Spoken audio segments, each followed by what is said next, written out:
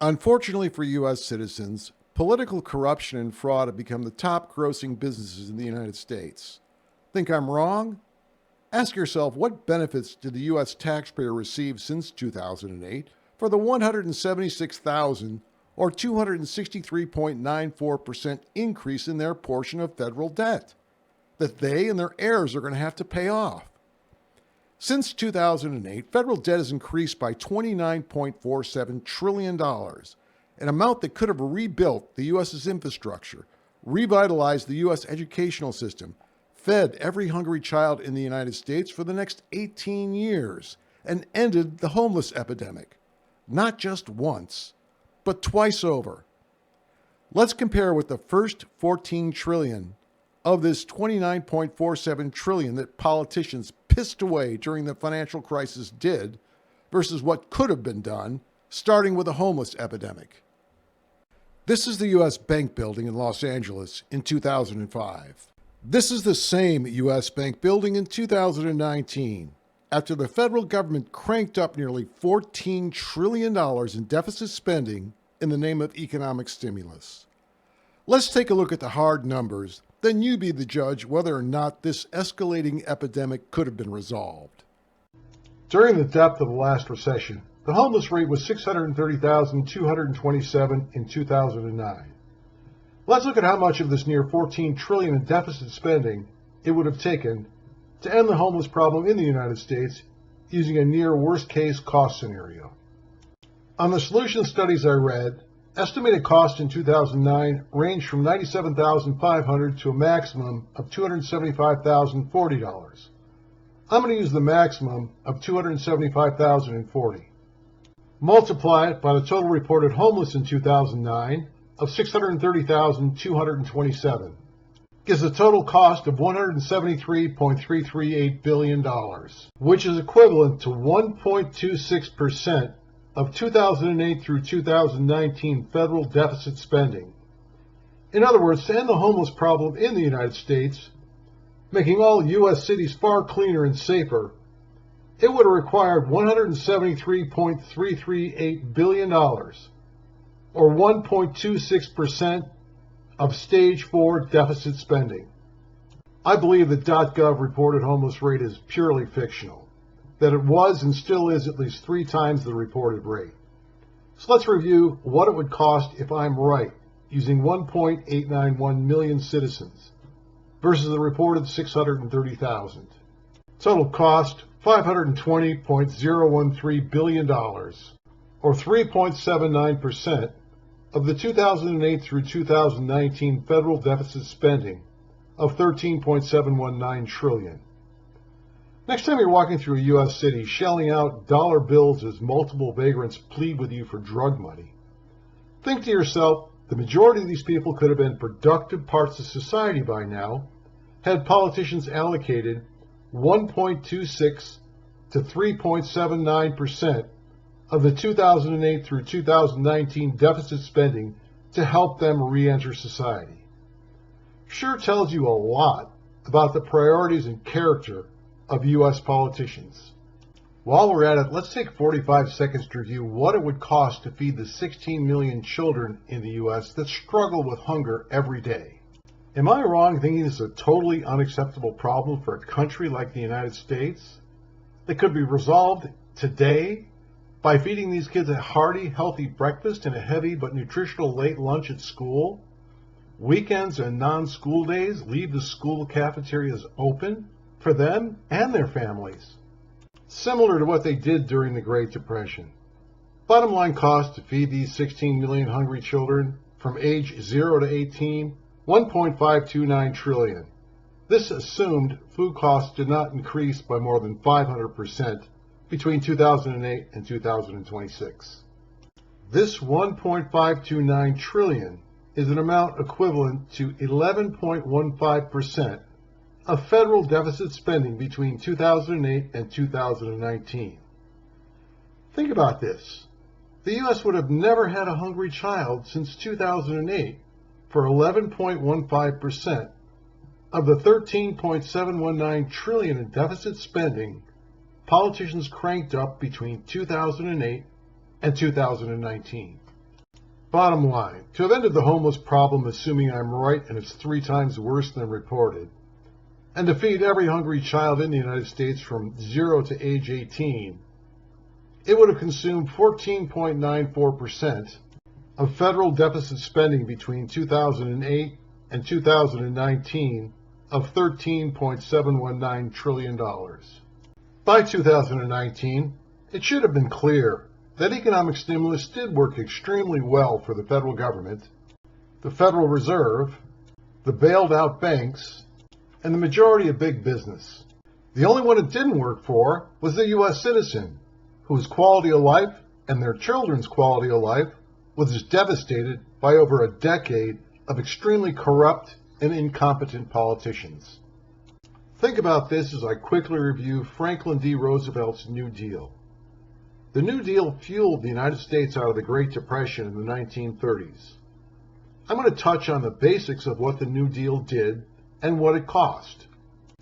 In spite of what FDR's critics say about his desire to enter, but also how he ended World War II, his spending to stimulate the economy, social programs, tax policies, outlawing the ownership of gold, and that he died in the arms of his favorite mistress at his retreat in Warm Springs, Georgia, he was a lifetime politician, not the Pope. So let's put all that aside and focus on what FDR's 3 R's did. Relief for the unemployed and poor. Recovery for the economy to normal levels. Reform, his team's attempt to clean up the financial system to prevent something like the 2008 financial crisis and the far worse crisis the U.S. is facing on or before 2028 from occurring. Total cost of FDR's New Deal, $49.878 billion in June 1934 U.S. dollars. The BLS.gov translates this $49.878 billion in June 1934 dollars into $887.17 billion in June 2014, the midpoint of stage 4. But we all know BLS.gov inflation calculations are purely fictional, so let's use gold. $49.878 billion in 1934 US dollars, converted to gold in 1934, puts the cost of FDR's New Deal at 1.425 billion ounces of gold. 1.425 billion ounces of gold converted to dollars in 2014, the midpoint of stage 4, puts the cost of the New Deal in 2014 at $1.818 trillion. Versus U.S. deficit spending during what politicians wrongly labeled economic stimulus and recovery, totaling $13.719 trillion, that had no memorable positive impact on the U.S.'s infrastructure or the quality of life of U.S. citizens. This $13.719 trillion converted to gold in 2014, the midpoint of stage 4, equaled 10.751 billion ounces of gold, versus the New Deal, which in 2014 would have cost 1.425 billion ounces of gold. You'd expect with stimulus and recovery programs that cranked up 7.5 times in new federal debt as the total cost of the New Deal, which fueled the United States out of the Great Depression, U.S. cities, schools, hospitals, roads, airports, railways, and entire infrastructure would have all been state-of-the-art, setting a new standard globally. That unemployment, poverty, homelessness would all be a thing of the past. That the quality of life for the U.S. citizen would be at an all-time high. The only way to fully appreciate the obscene level of political corruption and incompetence during stage 4 is to match it to what FDR's New Deal did, that fueled the United States out of the Great Depression, and what it cost in inflation-adjusted dollars, to what multiple administrations did with deficit spending totaling $13.719 trillion between 2008 and 2019, wrongly labeled economic stimulus and recovery, which by the hard numbers did lasting damage to current and future generations of U.S. citizens at more than 7.5 times the cost. Roosevelt's New Deal, at a fraction of the cost, injected money directly into the economy, caring for the poor, building and rebuilding infrastructure, which initially created 3.5 million American jobs, ultimately $8.5 million. He and Vice President Wallace's primary objective: to enhance the quality of life for current and future generations of U.S. citizens. Roosevelt's economic stimulus was accompanied by transparent and accurate economic reporting, ensuring citizens could objectively monitor the progress of their elected officials to ensure the United States was on the right path. You may not agree with FDR and the programs of the Depression-era politicians, but at least they were trying to improve the quality of life for U.S. citizens and future generations during the darkest days of the 20th century by identifying problems and providing transparent solutions. Please keep in mind, they accomplished this while rebuilding the U.S. military after World War I.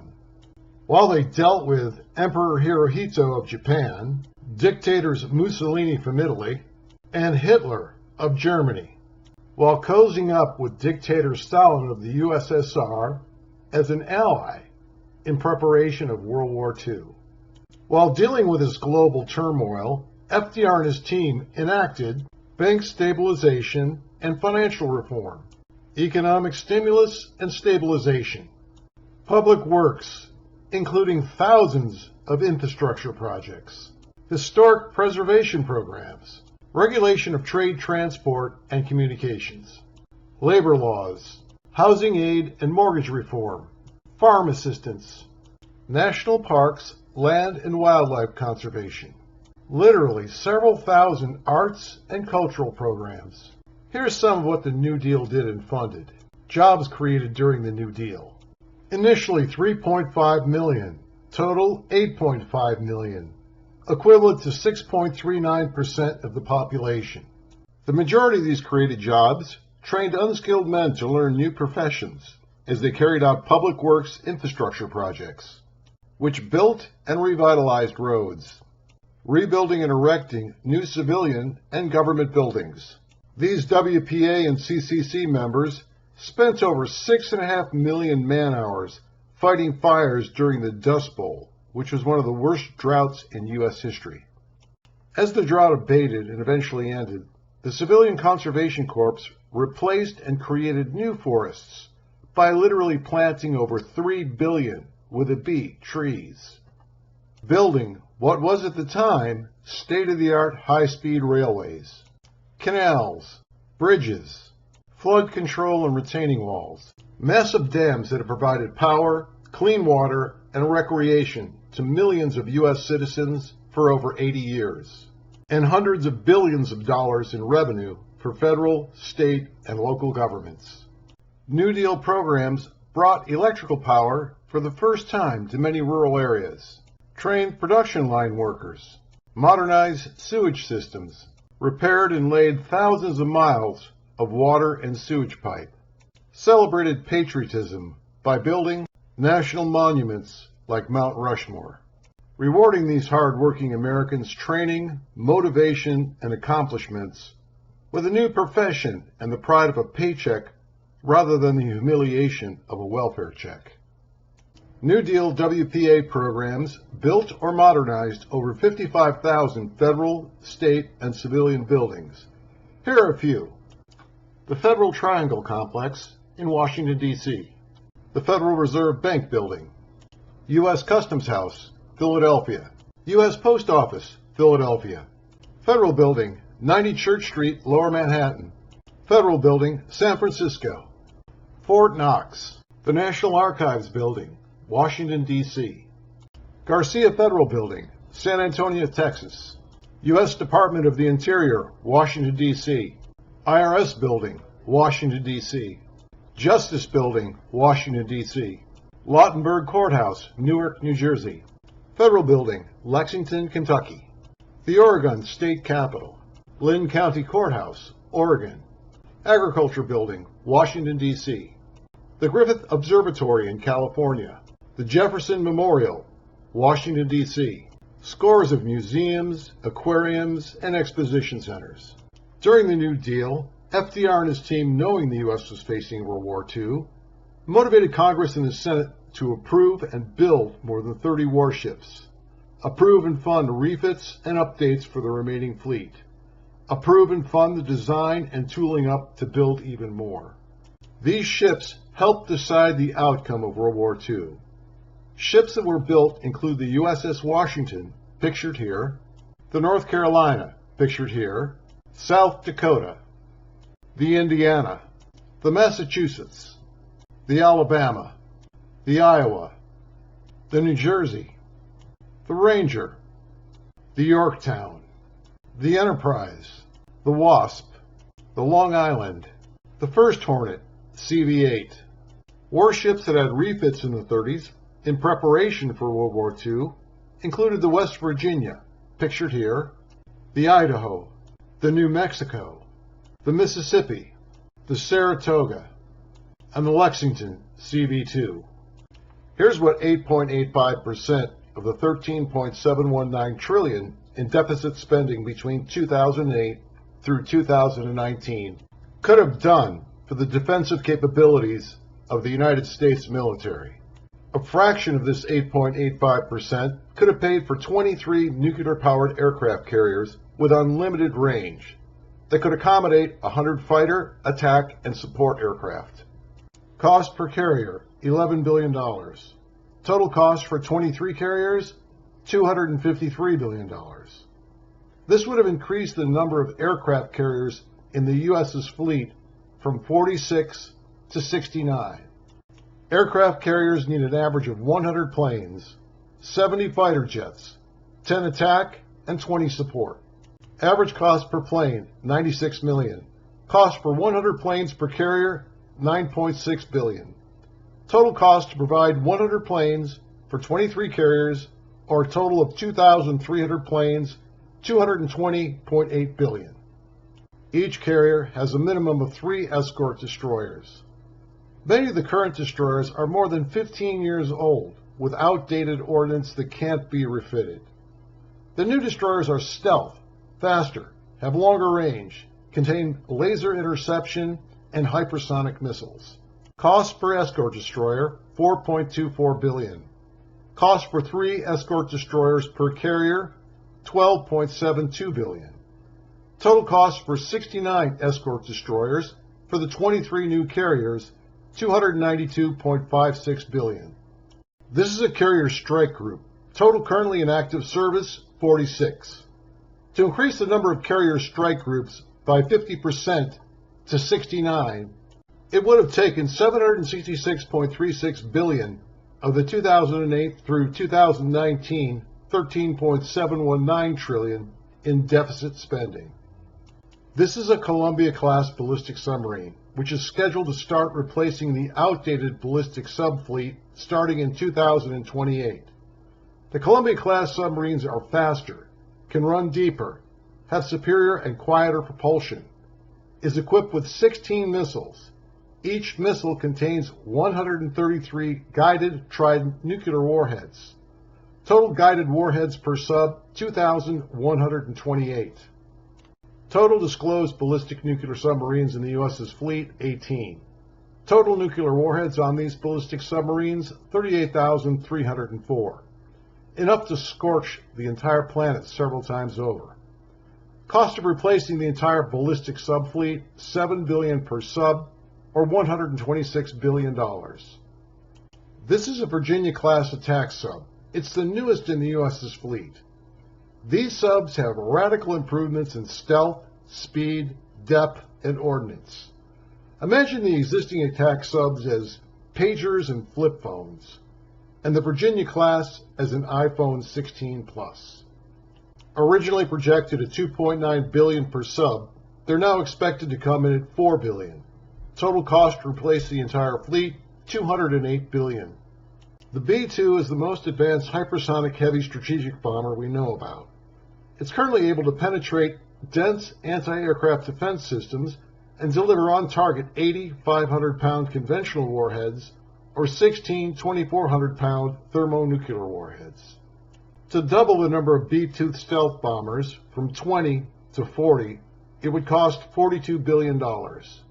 Currently, the U.S. has 11,000 cost-effective stealth attack drones with a range of greater than 400 miles. Average cost per unit, $4.175 million. To double the number of cost-effective attack drones in service, bringing the total up to 22,000, it would cost $45.925 billion. Many of the tanks in the U.S. military have been trashed, are outdated, or have been left in foreign countries and need to be replaced. The M1A2 SCP-4 is one of the most durable and lethal tanks available. Currently, the U.S. has 2,100. To double the amount of M1 SEP V4s in service from 2,100 to 4,200, it would cost $26.25 billion. Think to yourself, what did U.S. politicians do to strengthen the U.S. military as global tensions escalated and they cranked up $13.719 trillion in deficit spending? Well, they cut increases in military budgets, when they could have strengthened the U.S.'s ability to defend itself by adding everything on this list, including 23 new aircraft carriers, 2,300 planes, 69 stealth destroyers. Replaced every ballistic submarine in the U.S.'s fleet. Replaced every attack submarine in the U.S.'s fleet. Doubled the number of B-2 stealth bombers. Doubled the number of attack drones.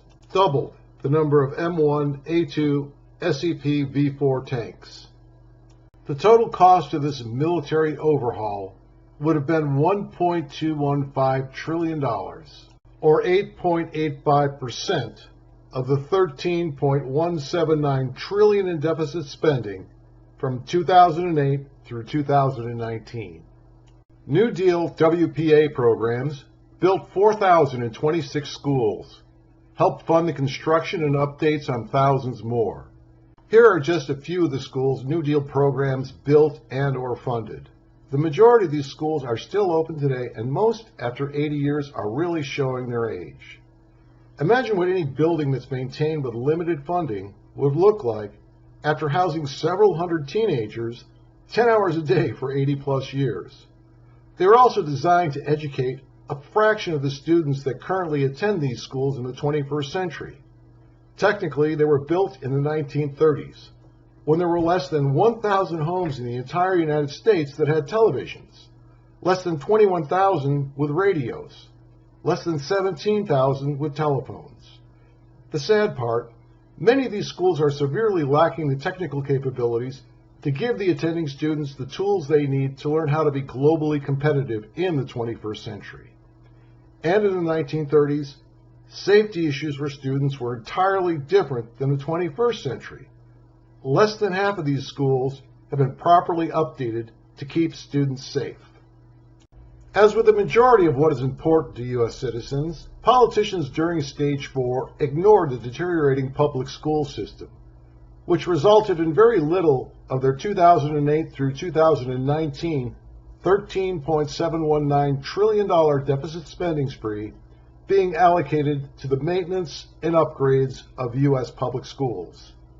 I do realize federal, state, and local government educational spending did increase by 43.94% during Stage 4, outpacing reported inflation by nearly 2 to 1. But again, we all know that reported inflation is purely fictional. In gold, educational spending during Stage 4 declined by 27.53%. Here's the math on the public school system in the United States. Total number of students, 65.1 million. Total annual, federal, state, and local spending, 1.18 trillion. Total number of public school teachers, 3.197 million. Average annual teacher salary, $68,469. Total teacher salaries, $218.895 billion. Total number of public schools, 98,755. Teacher-student ratio, 20.36. Average number of students per school, 659. Total number of classrooms, 3.197 million. Average number of classrooms per school, 32.37. Average square feet per classroom, 981.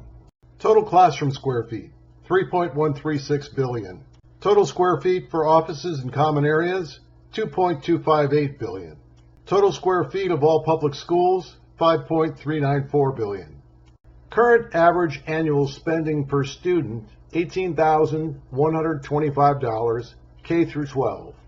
Current average annual spending per teacher, $369,071.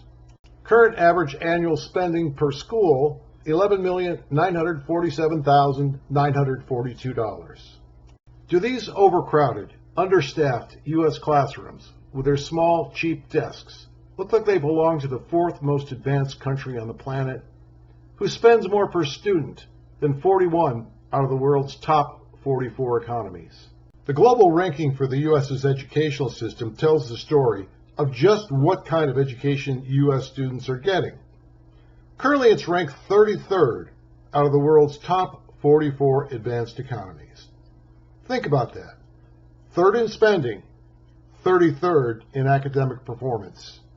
Just how much of the $13.719 trillion in deficit spending would it have taken to replace or rebuild every public school, provide better teachers, better teacher-to-student ratios, and the technical tools to make U.S. students globally competitive in the 21st century? Not to mention the millions of vocational training jobs that would have been created to build these schools, similar to what Roosevelt did during the New Deal, giving these trainees a shot at a new profession and the pride of a paycheck, rather than the humiliation of a welfare check. Prior to rebuilding the public school system, citizens could have demanded an in-depth audit, let me emphasize the word independent, to be performed on every U.S. school district and every individual school, to eliminate waste and corruption. Cost $24.689 billion, or $250,000 per school.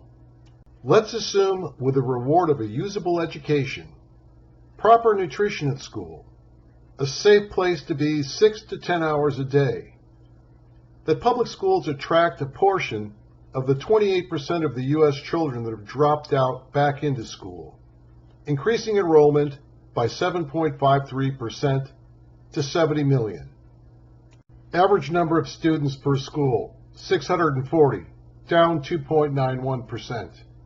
Classrooms needed for 16 students per classroom, 5 million, up 56.4%. Total schools needed at 640 students per school, 16 students per classroom, 125,000, up 26.58%. Average number of classrooms per school, 40, up 23.56%. Average square feet per classroom, 1,200, up 22.32%. Total classroom square feet, 6 billion, up 91.31%. Total office and common areas, 4.8 billion, up 112.57%. Total square feet needed, 10.8 billion, up 100.21%. Current national average to build a new school, $506 per square foot. Cost per square foot, fully furnished and equipped, $708. Teachers needed for 16 students per classroom, 4.375 million, up 36.85%. Average teacher salary. First, eliminate tenure. Pay teachers more to attract talent.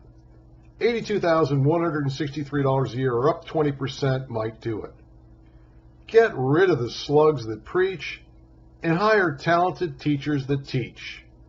Third in spending, 28% dropout rate, 33rd in academic performance.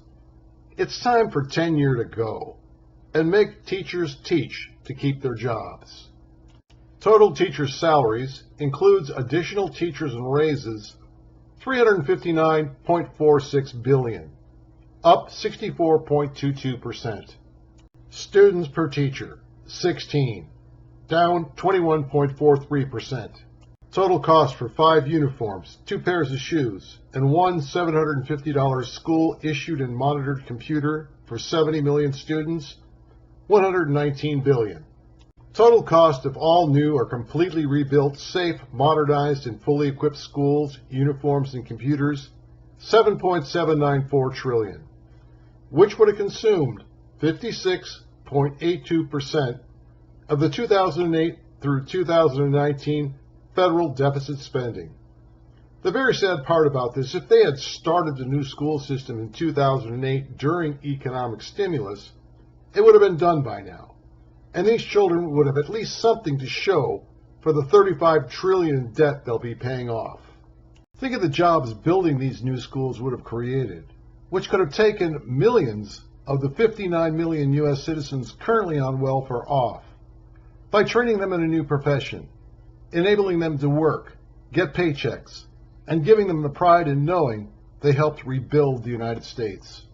If politicians are too lazy or just don't have the mental capacity to reverse the escalating deterioration of the U.S. public school system, provide reimbursements to the parents per child, equaling the current $18,125 per student, and let these parents decide how their money will educate their children. New Deal programs built 130 new hospitals and rebuilt hundreds more. Nearly half of these hospitals, obviously updated, are still open today. Here are just a few. New Deal programs provided more than just the structure. By 1933, 25% of the working population was jobless. Families couldn't afford to eat, much less pay medical care. New Deal programs provided free or very low-cost health care to citizens, including full medical, dental, children's clinics, tuberculosis centers, psychiatric centers, terminally ill facilities enabling a citizen to die with dignity. They paid to educate doctors, paid to educate and train nurses and nurses' assistants, paid while they train others to be food, maintenance, and housekeeping staff. Although hospitals in the 1930s, especially those that provided free or low-cost health care services to citizens, left a lot to be desired, they looked downright palatial compared to their counterparts in the 21st century. And these crowded and deficient healing centers are by far the most costly in the world, with the average health care per capita in the United States coming in at $12,555 annually, 55.98% more than Switzerland, who comes in at second place at $8,049 per capita. To put this $12,555 per capita cost in U.S. healthcare into perspective, it's $543 more than U.S. median income was in 1982 of $12,012. You would expect with U.S. citizens paying 55.98% more than Switzerland, who's ranked second in healthcare cost per capita, that the U.S. healthcare system would be ranked number one on the planet. Well, it's not. It comes in at 18th. Even with a ranking of 18th, you'd expect the life expectancy rate for the U.S. citizen would be at least in the top 20. Well, it's not. There are 58 countries with a higher life expectancy than the United States. Well, how much of this $13.718 trillion in deficit spending between 2008 and 2019 would it have taken to fix this, potentially provide superior health care, and reduce the cost to be more in line with the rest of the global advanced economies? The consensus of independent analysts tells us the U.S. needs at least 1,000 more hospitals. Let's play it safe and see what it would cost to build 1,500. Cost per hospital, $200 million, or $1 million per bed. Total cost, $300 billion. This would increase the total number of U.S. hospitals from 6,090 to 7,590, up 24.63%. These 1,500 hospitals would need doctors. Politicians, if they had any ethical brain cells, could have passed programs to put 300,000 students through medical school, with a stipulation they work at these hospitals for a portion of their career. Cost per student for medical school, $249,000. Cost to put 300,000 through medical school, $74.7 billion. This would increase the number of doctors in the United States from 518,128 to 818,128, up 57.9%. Hospitals and doctors need nurses. To put 1.2 million students through nursing school, again with the stipulation they work a portion of their career at these hospitals, the per student cost for nursing school is $140,000. Total cost to put 1.2 million through nursing school, $168 billion. This would increase the number of licensed nurses in the United States from 3.041 million to 4.241 million, up 39.46%. The U.S.'s decline in lifespan is attributed to the U.S. obesity rate more than tripling. Fact, in 1960, 13% of the U.S. population qualified as obese. Using 1960 criteria, in 2022, 43% of the U.S. population qualifies as obese. This spike higher in the obesity rate has resulted in a dramatic increase in obesity-related illnesses, including but not limited to type 2 diabetes, cardiovascular disease, and stroke. Currently, obesity-related illnesses are entirely preventable, but they remain the #1 killer in the United States.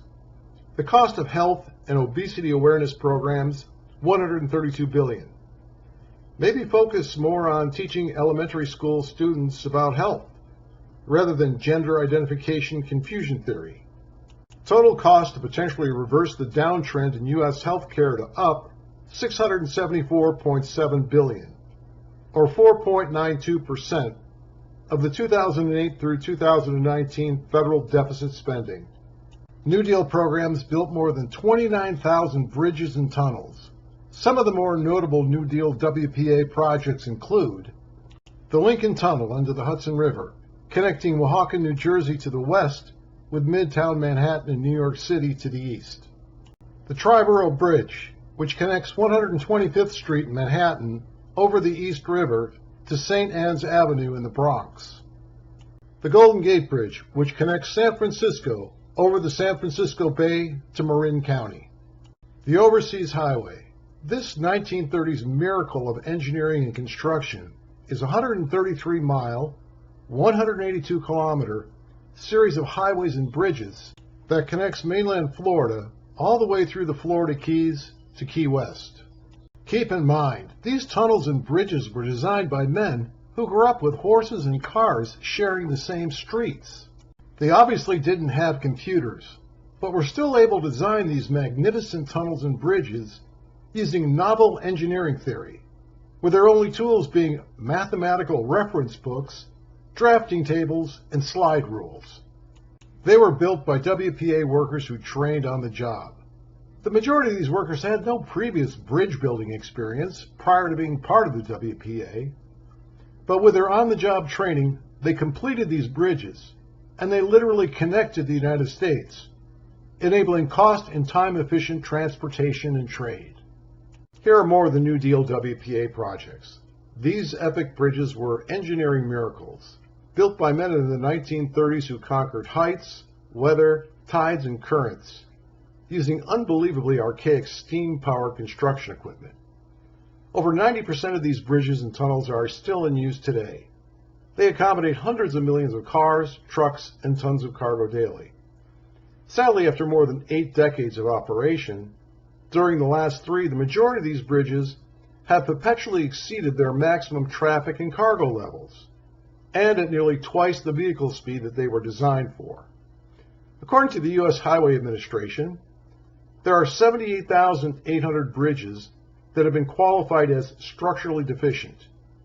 And according to the last 3 chairs of the U.S. Highway Administration, most recently Shaleen Bhatt, the majority of these bridges need immediate repair to ensure the safety of the 260 million citizens that cross these bridges daily. One of the best-selling sports coupes when these bridges were designed and built in the 1930s was the Ford Model A. The Model A motivated buyers because of its looks, power, speed, and affordability.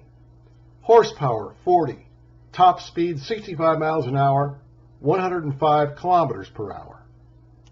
When these bridges were built, the most sought-after high-performance sedan made in the United States was the Graham Blue Streak, which was hailed as being something out of the future, a performance marvel, with its critics telling the world it was too fast to be safe. Horsepower, 90. Top speed, 80 miles per hour, 129 kilometers per hour. But the Blue Streak couldn't make use of this blistering speed. The top speed limit in all but rural areas in the United States was 35 miles an hour, or 56 kilometers per hour. The majority of urban areas, the top speed was 20 miles per hour, or 32 kilometers per hour. This was the most used transport truck in the 1930s, the Ford BB. Horsepower 50, torque 160, top speed 40 miles per hour or 64 kilometers per hour. Top speed loaded 35 miles an hour or 56 kilometers per hour. Curb weight 7,350 pounds or 3,334 kilos. Payload 5,000 pounds or 2,268 kilos. Total loaded weight 12,350 pounds or 5,602 kilos. Today's average transport truck using the same bridges. Average horsepower 500, torque 1,800, top speed 100 plus miles per hour or 164 kilometers per hour fully loaded. Curb weight 48,000 pounds or 21,772 kilos. Payload 32,000 pounds or 14,505 kilos. Total weight 80,000 pounds or 36,287 kilos.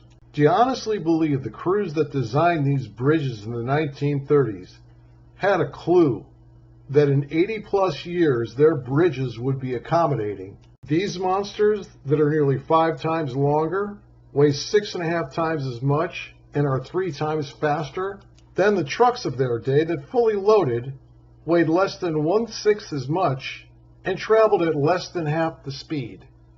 This was a typical afternoon's traffic in 1939 on the Golden Gate Bridge. This is a typical afternoon's traffic in the 21st century on the Golden Gate Bridge. When you figure in the traffic loads these bridges are currently carrying, the numbers get exponentially worse for these 80-plus-year-old bridges. The Highway Administration estimates it would take $276 billion to make these bridges safe again for the 260 million people that cross them every day. Independent estimates put the number at $325 billion. Let's use the higher number of $325 billion. In other words, it would have taken 2.37% of federal deficit spending between 2009 and 2019 to make every bridge safe again in the United States. Think about that next time you drive over a bridge in the U.S. Is this one of the 78,800 structurally deficient bridges that politicians neglected to fix during their $13.719 trillion deficit spending spree?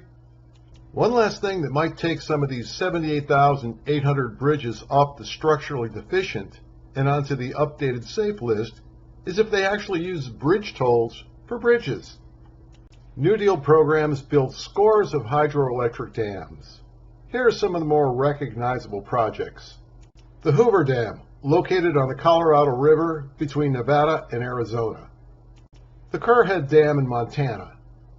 The Bonneville Dam in Oregon. The Shasta Dam in California, whose engineering and design requirements surpass that of the Hoover. Can you imagine designing this behemoth structure that holds back trillions of gallons of water, that generates millions of megawatts of power, with a drafting table and a slide rule? Here are others that were built during the New Deal. Hydroelectric power generates 6.25% of all the power consumed in the United States. After more than 80 years of operation, the dams built during the New Deal generate more than half of this 6.25%, or 150 billion kilowatts annually. Hydroelectric dams do more than just provide power. They provide fresh water to millions of citizens, thousands of farmers to grow crops and/or livestock to feed millions. They keep millions more safe from floods, have provided recreational activities for generations of citizens, and because these dams were paid for decades ago, they continue to generate billions in revenue for local, state, and the federal government. Over $7 billion in revenue in 2023 alone. Aside from being one of the cleanest and safest sources of power, another huge benefit is if there's an interruption in fossil fuels, it's not going to impact the price of gravity pushing clean water through a turbine. Let's compare the cost of the Tehachapi Pass wind farm, one of the Green New Deal's showcase projects, to the Hoover Dam, FDR's concept of how clean, cost-effective energy should be generated during the New Deal of the 1930s. The cost of the Hoover Dam in 1934 was $49 million. $49 million, according to the BLS.gov calculations, would be $871.55 million in 2014 dollars, the midpoint of stage 4. But we all know BLS.gov inflation is fictional. So let's use gold and gold inflation-adjusted dollars. $49 million in 1934 was equivalent to 1.4 million ounces of gold. In gold inflation-adjusted dollars, it puts the cost at $1.736 billion. So what can these clean water turbines powered by gravity, designed and built over 80 years ago by guys using drafting tables and slide rules, produce? 2,070,000 kilowatts, enough electricity to power 1.3 million homes. But the surrounding states had to deal with the environmental impact of having clean drinking water and water for agricultural irrigation to grow food for millions. Adding to the impact on citizens, they've had to endure over 80 years of recreational activity on Lake Mead, which was created when the Hoover Dam was built. The Green New Deal's solution to cost-effective, safe, clean energy? Wind farms, like Tehachapi Pass. The Tehachapi Pass wind farm consists of 4,731 wind turbines. At any given time, more than 3,000 of the 4,731 turbines are functioning and can produce power. This assumes weather-related issues haven't already seized them up, the wind is strong enough to turn the turbines, and tame enough so they don't implode from turning too fast. The Department of Energy, Southern California Edison, and private investors who jointly funded the project spent hundreds of millions of dollars trying to fix the problem by replacing the American-made with upgraded Dutch-built turbines. It did get better, and the blowout rate has dropped. In this picture, only 1 in 3 turbines imploded versus 3 out of 4 in the first shot. There is one thing the wind farms have really excelled in, is thinning out the bird population and keeping the coyotes well fed.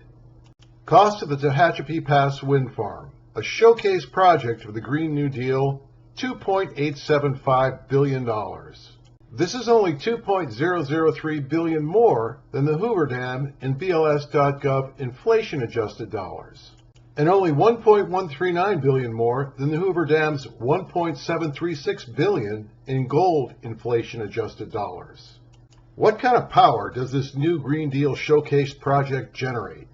When all the turbines are functioning, 710,000 kilowatts, about 1/3 of the Hoover Dam's 2,070,000 kilowatts. And according to the BLS.gov, more than 3 times the cost to build. More accurately, according to gold inflation-adjusted dollars, more than 1.5 times the cost to build.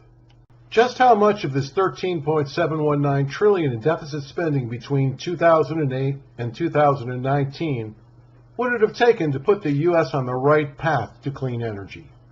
Assuming they could find locations, they could have built 84 new Hoover Dams. This class dam is far larger and more powerful than the majority of all dams in the United States. The cost to build 84 Hoover-class dams, $1.736 billion each. Total cost for all 84, $145.824 billion, or 1.06% of federal deficit spending between 2008 and 2019. Between politicians, Green New Deal, coal and oil company spokespersons, they've lied to the public to spook it into believing that nuclear power is too dangerous and expensive. But the hard numbers for 65 years of nuclear power production tell a completely different story. Fact, nuclear power is far cleaner, safer, and cost-effective than coal, oil, natural gas, or biomass. Looking at this chart, deaths caused from toxic emissions and plant accidents are on your left. Greenhouse gas emissions are on your right. Next time you judge nuclear power, look at the hard numbers, not listen to the rhetoric generated by Green New Deal windmill salespeople are politicians that are paid by oil and coal companies to try to protect their portion of the market. Reality: only 13 people in the United States have died in U.S. nuclear power incidents since 1955. To put this into perspective, 35 people each year in the U.S. get killed from coconuts falling from trees. The average nuclear power plant in the United States is more than 30 years old. The newer plants are more efficient and produce more power. When molten salt nuclear reactors pass all licensing requirements, efficiency is going to spike again. During economic stimulus, they could have doubled the amount of nuclear plants online. Average cost per plant, $5.5 billion. Total cost for 92 plants, $506 billion. Or for 3.69% of federal deficit spending between 2008 and 2019, they could have increased nuclear power's contribution to satisfy overall U.S. power consumption from 19.6 to 41.55%. The sad part is that politicians had allocated 4.75% of their $13.719 trillion 2008 through 2019 deficit spending spree to proven, time-tested, clean energy programs. Clean energy wouldn't be satisfying a meager 25.85% of the U.S.'s power needs. It would be contributing 65.39%. And the majority of these conversions would have already been done by now. Think about this next time a Green New Deal politician tries to justify the billions being spent on fried Dutch wind turbines and methane capture programs as they charge their car with electricity, of which 74.15% of it is generated by burning dirty fuel. If you do the math, this 74.15% dirty fuel power generation ultimately creates more pollutants than the cars that burn gas. Let me take 2 minutes and go through it with you. 56% of the electricity generated in the United States is from burning coal. To charge up a Tesla, it requires 86 kilowatt hours delivered to a charging station. To generate this 86 kilowatt hours of electricity delivered to a charging station, it requires burning 102.94 pounds of coal. This coal is extracted from the earth using explosives and monstrous heavy equipment that burns 5 to 50 gallons of diesel fuel per hour. These mines leave these environmentally friendly holes. On a side note, the metals harvested for the batteries in electric cars are even more abusive to the planet. Back to coal, which has to be transported to a power plant by diesel locomotives. These trains burn 200 to 350 gallons per hour, depending on the load. This coal is unloaded, burned, with the majority of the toxic emissions released into the atmosphere. And these politicians like Kamala Harris, pictured here, are going to mandate citizens to have electric cars that use dirty fuel-generated electricity. These mandated cars will increase demand by an amount that'll fry the already overloaded electrical grids. You have to ask yourself why. It's got to be more than just stupidity. They had a proven, clean, safe, cost-effective solution already in place for more than 65 years. All they had to do was expand on what was already working. They had access to the $652 billion, or 4.75% of 2008 through 2019 federal deficit spending. By allocating this 4.75% to nuclear and hydroelectric power, the U.S.'s dependence on dirty fuel would have already been cut from the current 74.15% to 34.61%. Makes me wonder just how much money these politicians got paid into their offshore accounts by fossil fuel companies to ensure this didn't happen. New Deal programs built or modernized over 180,000 miles of highway, including Pacific Coast Highway, California State Route 1, probably one of the most beautiful drives in the United States. The Pasadena Freeway in California. This was the first freeway in the United States to accommodate the increasing traffic in the 1930s. Little did they know what kind of traffic load this freeway would be accommodating nearly 90 years later. modernized and completed the Lincoln Highway, US 30, enabling private and commercial vehicles for the first time to drive at a higher speed on the same road from coast to coast. Route 66 from Chicago to Santa Monica, California. This iconic road, although dilapidated in the 21st century, was a big part of American culture during the mid-20th century. Songs, movies, and even top-rated TV shows were written about adventures on Route 66. This was one of the original maps of Roosevelt's plan to create today's interstate highway system. Roosevelt's plan consisted of 180,000 miles of highway, of which 160,955 miles were interstate. This colossal task took millions of New Deal WPA workers, who were trained on the job while they built these highways through swamps, deserts, and over mountains. These men literally connected the United States with navigatable roads from coast to coast. Although interrupted by World War II, after the war, President Eisenhower completed Roosevelt's National Highway System, which connected every major city, airport, shipport, military base, rail and truck terminal, railway station, pipeline terminal, and all other strategic transport facilities. Last but not least, the birth of the U.S. road trip, where friends and family would drive around the United States embracing its history, newly created national parks, and regional cultures. Today, most U.S. highways are patched up, in disrepair, from years of heavy traffic they just weren't designed for and neglect. Adding to the problem, most are inadequate to accommodate their daily traffic flow. According to the National Transportation Research Board, out of the 160,955 miles in the National Highway System, 86,964 miles, or 54.03%, need immediate repair to make them safe. Average repair cost per mile, $1.867 million. Total cost to repair all 89,964 miles, $162.362 billion. Or for 1.18% of federal deficit spending between 2008 and 2019, the U.S. would currently have far safer roads. To alleviate traffic congestion, widen and modernize highways, the NTRB estimates it would take nearly 20 years and $1 trillion. In other words, if politicians had started rebuilding the U.S. highway system at the beginning of economic stimulus in 2008, they would be nearing the completion date of 2028. Think about that. For $1 trillion, or 7.29% of federal deficit spending between 2008 and 2019, U.S. citizens would be 4 years away from having one of the best highway systems in the world. New Deal programs built or modernized more than 150 airports. Here are some of the better known.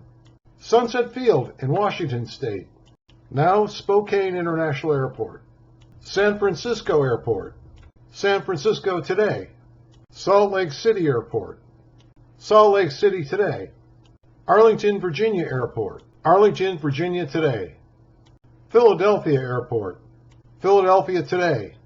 Los Angeles Airport, Los Angeles International Airport today. LaGuardia, one of the first international airports in Queens, New York. This one to me was amazing. LaGuardia had a seaplane terminal for transcontinental flights.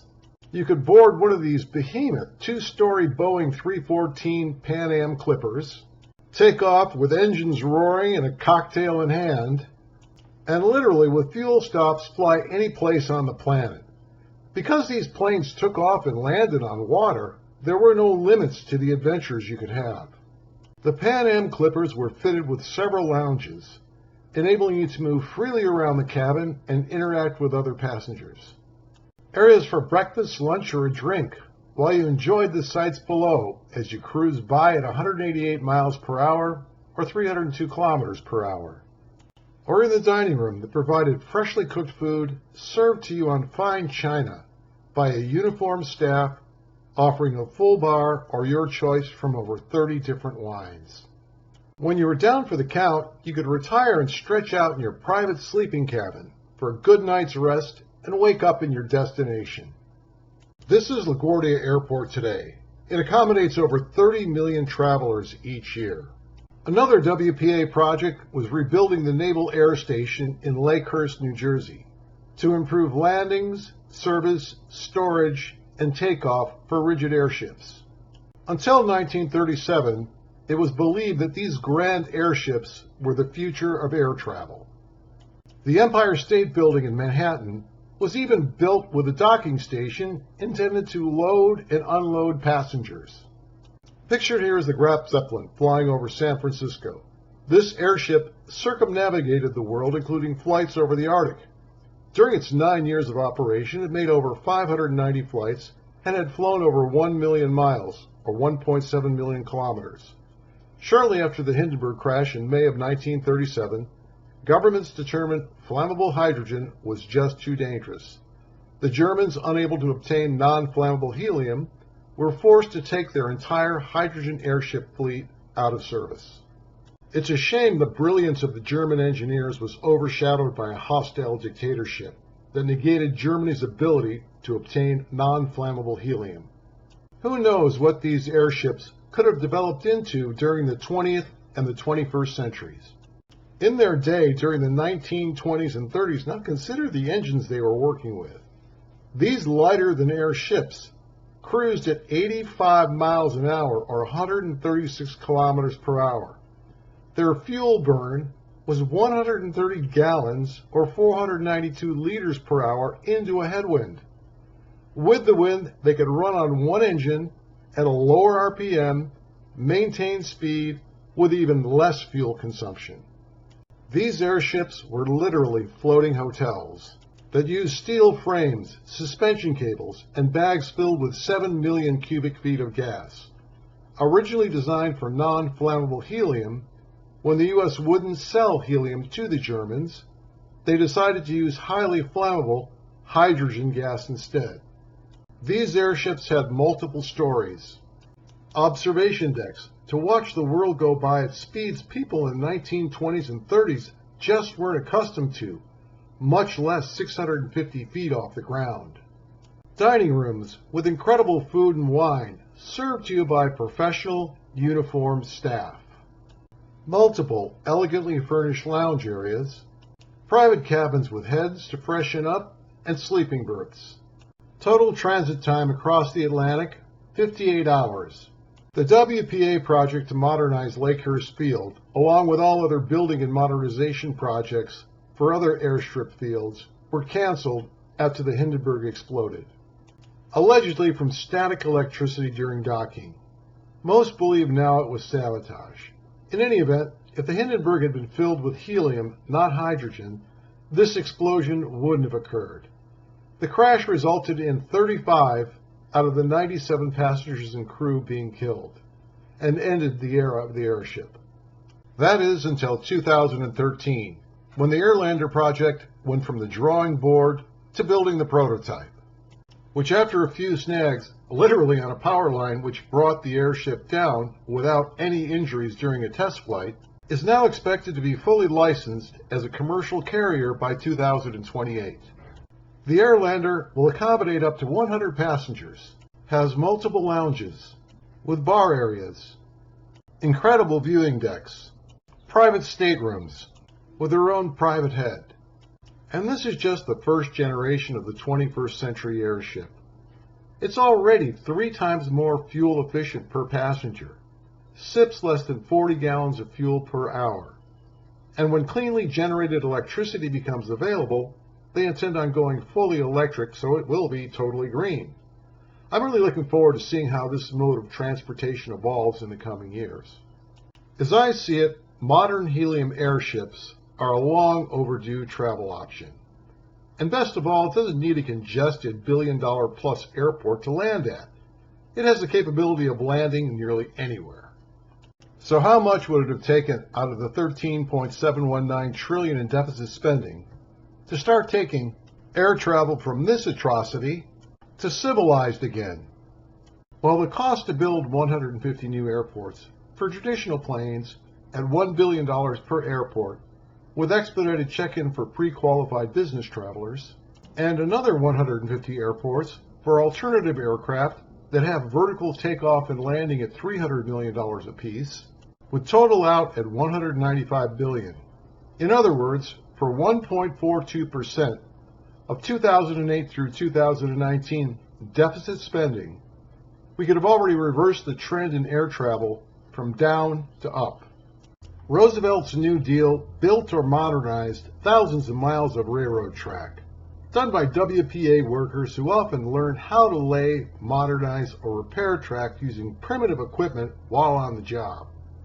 Their hard work made the railway routes possible to accommodate the newer and faster generation of trains being built to safely accommodate passengers and cargo at a higher speed from coast to coast. These trains, like the Hiawatha pictured here in 1935, were able to travel at speeds in excess of 100 miles per hour in safety and comfort on the newly built or updated tracks.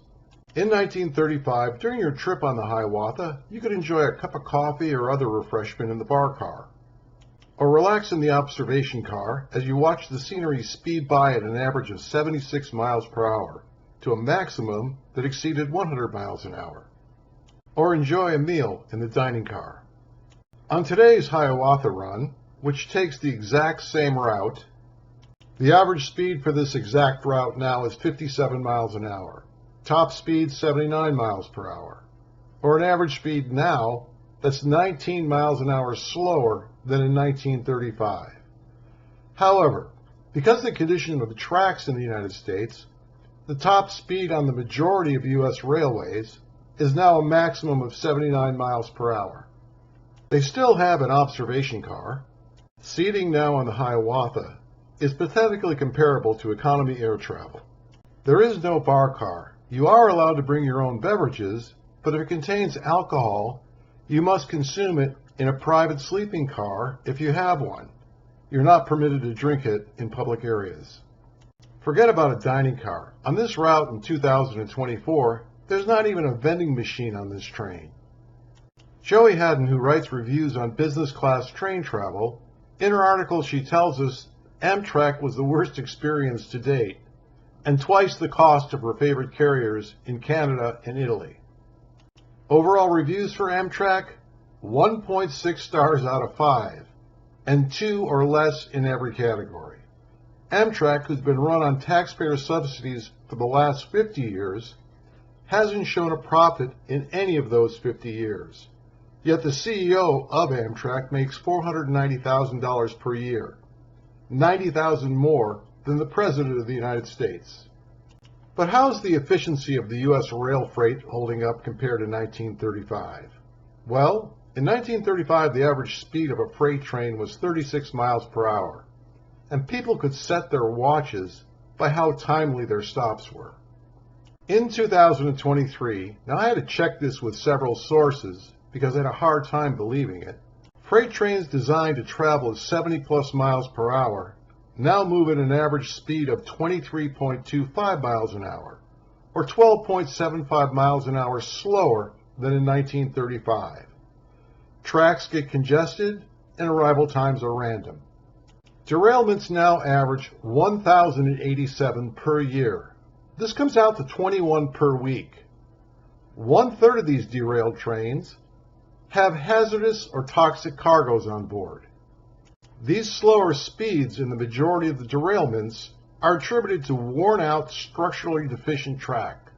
With an average speed of 23.25 miles per hour, 12.75 miles an hour slower than in 1935, and the 21 U.S. train derailments per week, it should give you a good idea of the condition of the railway tracks in the United States. Just how much of this $13.719 trillion in federal deficit spending between 2008 and 2019 would it have taken to replace every mile of bad rail track in the U.S. to get U.S. freight moving again? This track laying machine can prep the foundation and replace 7 miles of track per day, with an average track lifespan of 35 years and an average cost of $1.1 million per mile. According to the North American Rail Shippers Association, NARS, Out of 160,000 miles of rail track in the United States, 108,800 miles needs to be replaced. Total cost at $1.1 million per mile, $110.88 billion. Or if politicians spent 0.81% of federal deficit spending from 2008 through 2019, using 5 of these machines at 7 miles per day, every mile of bad rail track in the United States could have been replaced between 2008 and 2019, more than doubling the speed freight moves in the United States and preventing the majority of the 21 derailments weekly. The New Deal programs provided more than just infrastructure. They provided over 900 million hot lunches to hungry school children and thousands of jobs for the people that prepared them. For many of these children, it was their only nutritional meal of the day. When I read up on this, I ran into several stories where the women that worked at these cafeterias would load the kids up with heavier meals on Friday to get them through the weekend, and another heavier meal on Monday when they returned to school. In 2023, there were 16 million children who struggled with hunger every day. How much of the $13.719 trillion in deficit spending would it have taken to fix this? The answer is a maximum of $1.529 trillion, or for 11.15% of 2008 through 2019 federal deficit spending, the federal government could have set up a program where all 16 million hungry children would have been fed from birth to age 18. Think about this. 11.15% of Stage 4 deficit spending could have ended childhood hunger in the United States. The New Deal funded thousands of orphanages and assisted in funding thousands more. These orphanages were run by multiple groups and religious faiths, enabling these orphans to have a safe place to stay, nutritional food, and the opportunity to get an education, versus being sent off to work in mines, fields, and factories 11-hour days, 6 days a week, for literally 5 cents per hour. By 1974, these orphanages had been replaced by the foster care system. Currently in the United States, there are 395,000 children in foster care, with the foster care parents being allocated an average of $1,250 per month per child. New Deal programs provided more than 1,500 nurseries and daycare centers. These centers, staffed mostly by women employed by the WPA, enabled parents to work and get a paycheck, while they helped others at hospitals, schools, caring for the elderly, or learned a new profession as they built the U.S.'s infrastructure. Just how much of the $13.719 trillion in deficit spending during economic stimulus and supposed recovery would it have taken to set up daycare centers to care for children, while their parents participated in earn-as-you-learn programs similar to the ones that the WPA provided during the New Deal? By enabling parents to learn a new profession and work, it would have created jobs to staff schools, hospitals, law enforcement, construction companies. These jobs could have literally rebuilt the structure of urban neighborhoods and turned many of the 59 million people currently on welfare in the United States into a productive part of society. Of the 59 million U.S. citizens in the welfare system, 8.5 million are children under the age of 5. Over 2.5 million of these children suffer from neglect or abuse. I optimistically believe more than half the parents of these 8.5 million children would like to become productive parts of society and start receiving a paycheck rather than the humiliation of a welfare check.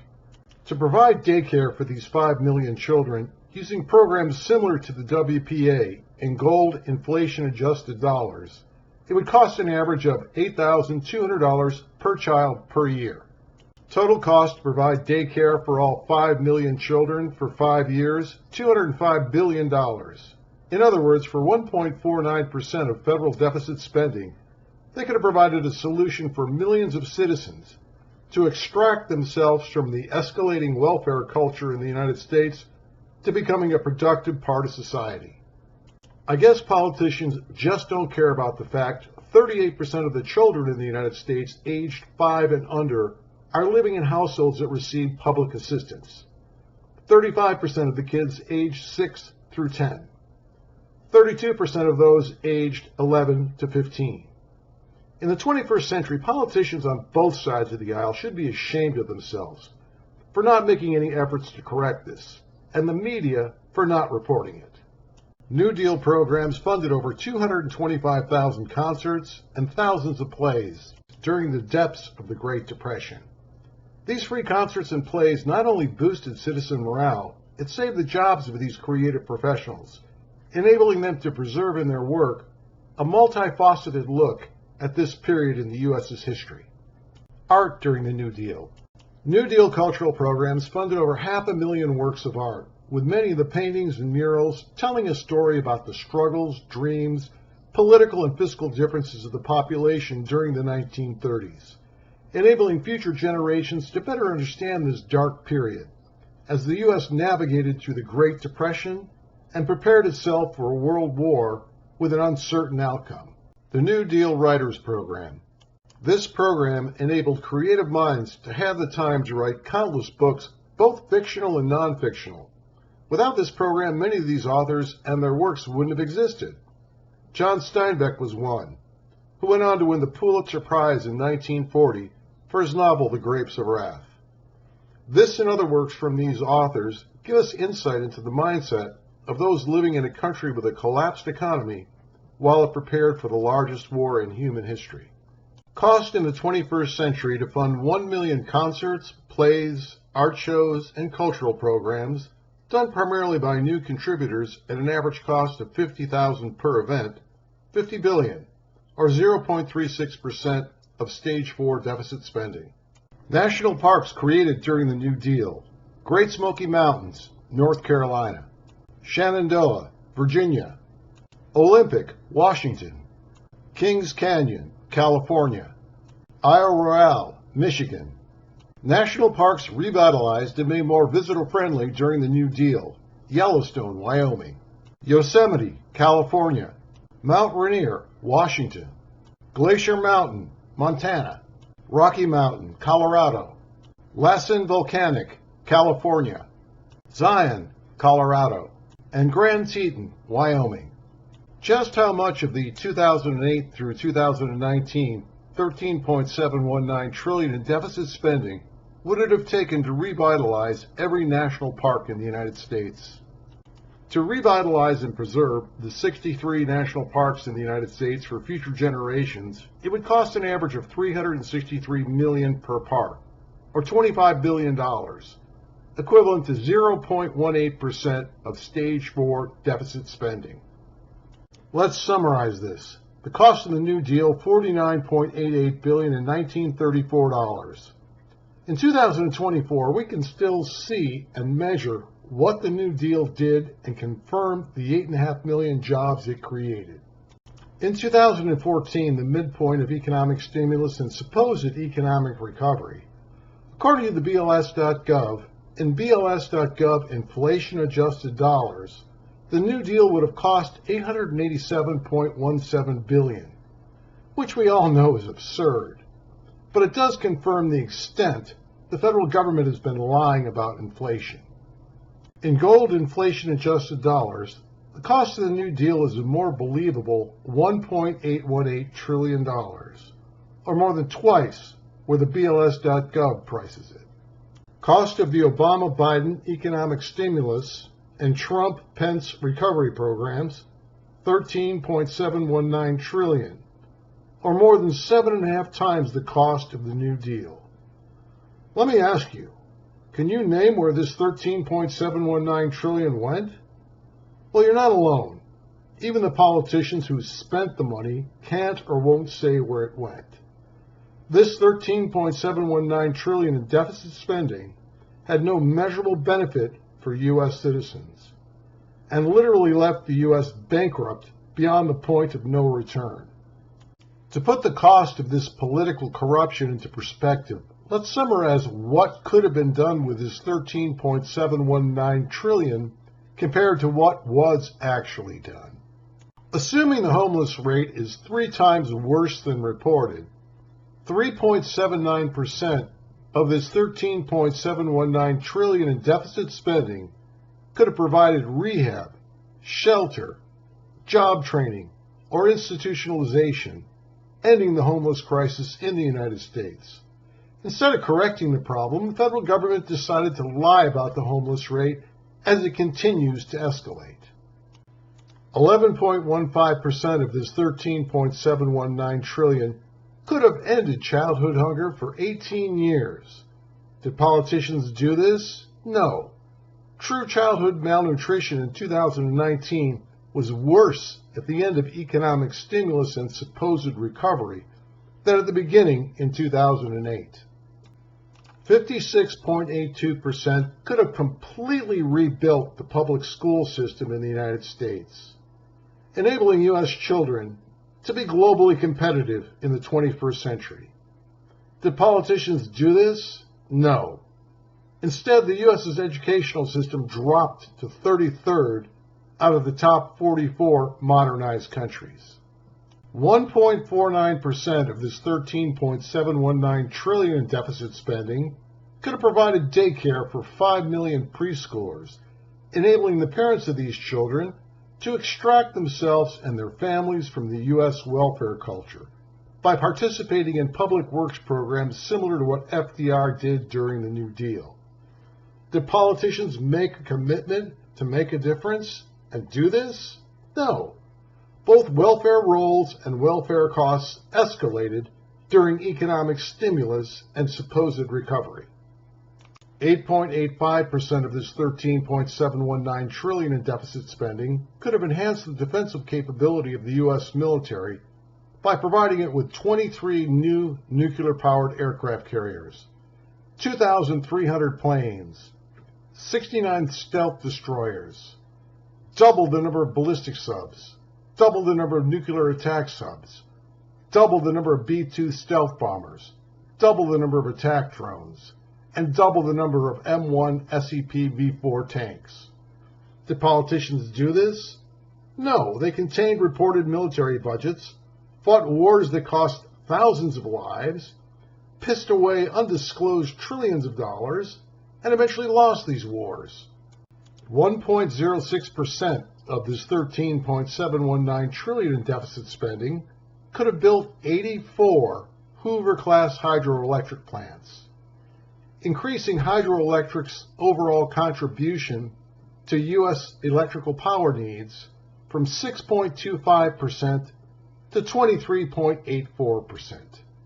3.69% of this $13.719 trillion in deficit spending could have built 92 new, safe, more efficient nuclear power plants, increasing nuclear power's overall contribution to the U.S.'s total electric power needs from 19.6% to 41.55%. The politicians use these 70-year-plus proven solutions? No. They pissed away billions on methane capture programs, foreign-manufactured solar panels, and temperamental windmills that kill over 250,000 birds in the U.S. annually. 4.29% of this $13.719 trillion in deficit spending could have built 1,500 new state-of-the-art hospitals, educated 300,000 doctors, 1.2 million nurses, and funded over a decade's worth of obesity awareness and prevention programs. Do politicians do this? No. Healthcare costs skyrocketed, while healthcare, health, and life expectancy all declined.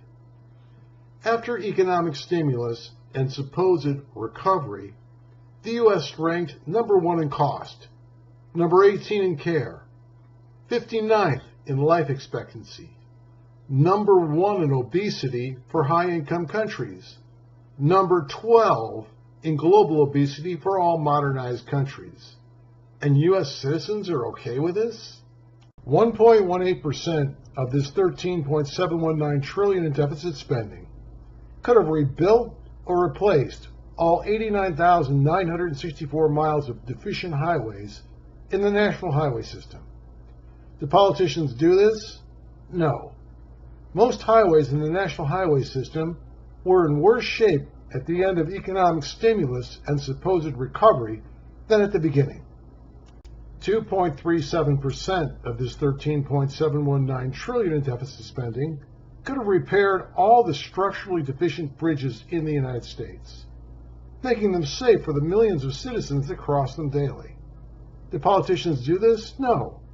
The number of structurally deficient bridges during economic stimulus and supposed recovery increased from 72,524 in 2008 to 78,800 by 2019. 1.42% of this $13.719 trillion in deficit spending could have built 300 new airports, 150 new traditional runway airports, and 150 new vertical takeoff and landing facilities. Did politicians do this to try to make air travel more civilized? No, they cut costs to the point where 77% of the critical aircraft control facilities are now understaffed. 0.81% of this $13.719 trillion in deficit spending could have repaired all 100,800 miles of bad rail track in the United States, enabling passenger and freight trains to once again move as fast as they did in 1935. Did politicians fix this? No. The total number of miles of deficient track continues to increase, and despite the steady decline in average train speed, there was no significant improvements in the number of train derailments. Both passenger and freight trains are still substantially slower and far less reliable than they were in 1935. 0.36% of this $13.719 trillion could have funded 1 million concerts, plays, cultural events, and thousands of authors, enabling creative minds to embrace free speech and record this period in history, hopefully to prevent it from happening again. Did politicians do this? No. They violated personal privacy in the name of national security, dramatically increased censorship, intimidated and or paid the media to promote what has now become a very, very unpopular agenda with the majority of the U.S. population. 0.18% of this $13.719 trillion could have revitalized the 63 major national parks to help preserve them for future generations. Did politicians do this? No. They cut budgets and or reduced budget increases and reduced the number of programs slated to share these natural wonders with citizens. 0.32% of this $13.719 trillion could have funded a very independent and elite task force, completely separate from the federal government, to audit every agency of the federal government and every federally elected official. Just look at what many politicians were worth before and then after they left elected office. Just follow the money. Do the math. Look at the donations relative to what they sponsored and or voted for. Did politicians do this? Of course not. They hired another 87,000 IRS agents to intimidate and squeeze more money out of U.S. taxpayers as they struggled to survive. 1.31% of this $13.719 trillion in deficit spending could have doubled the jail space in the United States, allowing judges to enforce existing laws and negating the need for ridiculous plea deals or early release. Doubling the jail space would make it possible for tougher laws and much harsher sentences for repeat offenders, violent criminals, and especially corrupt politicians. Did politicians do this? No. As crime rates soared, they downgraded charges and reduced penalties to the point where it's destroyed cities, communities, and their economies. There is absolutely no justification for not allocating the majority of this $13.719 trillion in economic stimulus deficit spending on economic stimulus. Politicians could have created tens of millions of jobs, and the U.S. could have gotten an excellent start on rebuilding its infrastructure. Now in 2026, we're facing another financial crisis for nearly the same reasons as 2008. But this time around, it's been magnified by the $29 trillion in unproductive and fraudulent deficit spending over the last 18 years. In 2026, every well to ethically fund solutions for the next crisis is bone dry. Without a monetary miracle, the U.S.'s only option to fund this crisis is to have the Federal Reserve turn on the quantitative easing printing press with tenacity. The trillions of dollars the Federal Reserve will create will lead to further U.S. debt downgrades, trash the U.S. dollar, escalate the true inflation rate, which will likely cause the sale of a good portion of the $9.1 trillion in U.S. federal debt held by non-U.S. investors. This could set off a chain reaction that could get very ugly very quickly. I truly hope I'm wrong. One thing I know I'm right about is U.S. citizens have never experienced the level of political corruption and fraud that they've endured during the 21st century. During the next fiscal crisis, it's time for 100% transparency in federal spending and to hold all members of government, elected or appointed, accountable for the corruption that's destroyed the quality of life for current and future generations of U.S. taxpayers.